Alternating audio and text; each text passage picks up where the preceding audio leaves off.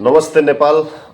जति पनि नेपाली भाषी गोर्खाली भाषी हुनुहुन्छ सम्पूर्णमा मेरो नमस्कार। म पहिलो पटकै भनौँ म छिमेकी मुल्क नेपाल राष्ट्रका लागि यो भिडियो नेपाल को प्रसङ्ग लिएर यो भिडियो बनाउँदैछु र सम्पूर्णमा नमस्ते। म इन्डियादेखि बिलङ गर्छु, इन्डिया आसामदेखि। मेरो नाम लोहित विश्वकर्मा हो र हामीलाई पनि देश विदेश जहाँसुकै बसे पनि हामी गोर्खाली भाषी होइन, आफ्नो जातिप्रति हमेसा माया रहनेछ, सपोर्ट माया रहनेछ।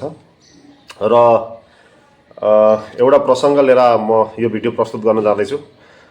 मलाई खासै राजनीतिको विषय लिएर त्यति बोल्न त आउँदैन र पनि कति दिनदेखि हाम्रो छिमेकी राष्ट्र नेपालको जुन गतिविधिहरू देखियो, यो एक सालभित्रमा जुन एउटा बदलाव, एउटा ऐतिहासिक एउटा क्षण देखियो होइन, एकदमै त्यो इन्सपायर गर्ने खालको छ होइन।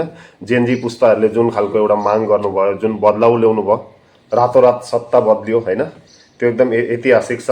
र सर्वप्रथम नेपालको अहिले हालै हुनुभएको पिएम बालेन्द्र शाहज्यूलाई एकदमै हार्दिक बधाई र शुभकामना दिन चाहन्छु। अनि बालेन्द्र शाहज्यूको प्रसङ्ग जोड्दाखेरि एउटा कुरा याद आउँछ। आजभन्दा 10-12 वर्ष अगाडि म अलिकति देखाइदिन्छु। उहाँको बेटेल रेप गीतहरू सुन्दै आएको हामीले, र उहाँको जार्नी एकदमै इन्सपायर गर्ने खालको रहेको छ। हजारौँ लाखौँ युवाहरू इन्सपायर हुनुहुन्छ होला उहाँदेखि, किनकि उहाँको जार्नी नै त्यस्तो खालको छ। एकजना बेटेल रेप सङ गाउने मान्छे, एकजना उहाँको पनि एउटा एकदमै स्ट्रगल लाइफ छ होइन। र उहाँको त्यो जार्नी हुँदै अहिले लगभग 35 हुनुभयो उहाँ।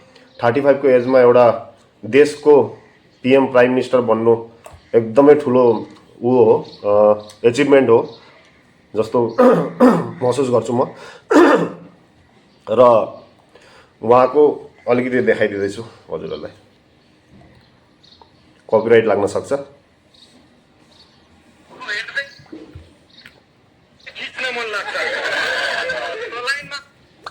हेर्नु होला,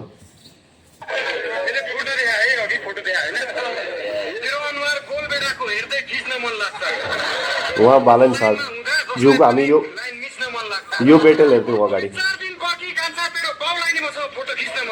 यो शब्द उहाँको सत्य भएको छ। अहिले 2-4 दिन पर्खी कान्छ, तेरो बाउलाई पनि मसँग फोटो खिच्न मन लाग्छ भन्नुभएको थियो उहाँले कति साल अगाडि। आज सेम त्यही भएको छ, प्राइम मिनिस्टर हुनुभएको छ उहाँ। अहिले कसलाई उहाँसँग फोटो खिच्न मन लाग्दैन होला। कति इन्सपायर गर्ने उहाँको जीवनी कथा छ है। 35 एजमा उहाँ पिएम हुनुभयो होइन, प्राइम मिनिस्टर हुनुभयो देशको नेपालको।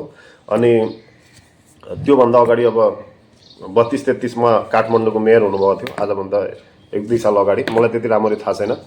अनि उहाँको जार्नी पनि एकदम इन्सपायर गर्ने खालको छ अनि एकदमै राम्रो लाग्छ। र अहिले चाहिँ मलाई लाग्छ अब नेपाल देश एउटा सही मान्छेको हातमा गए जस्तो लाग्छ। र बालेन्द्र शाहज्यूलाई पनि आग्रह छ, प्रधानमन्त्रीज्यूलाई पनि, जति पनि जेनजीले नयाँ पुस्ताले हजुरमाथि देशले जुन एउटा आशा गरेको छ त्यो आशा भरोसालाई कहिले पनि नतोड्नु होला र नेपाल एउटा उन्नति प्रगतिको शिखरमा पुगोस् भन्ने कामना छ। र अझै एउटा प्रसङ्ग जोड्न चाहन्छु। अझै एकजनाको म एकदमै ठुलो फ्यान हो, हाम्रो रवि लामिछाने दाई।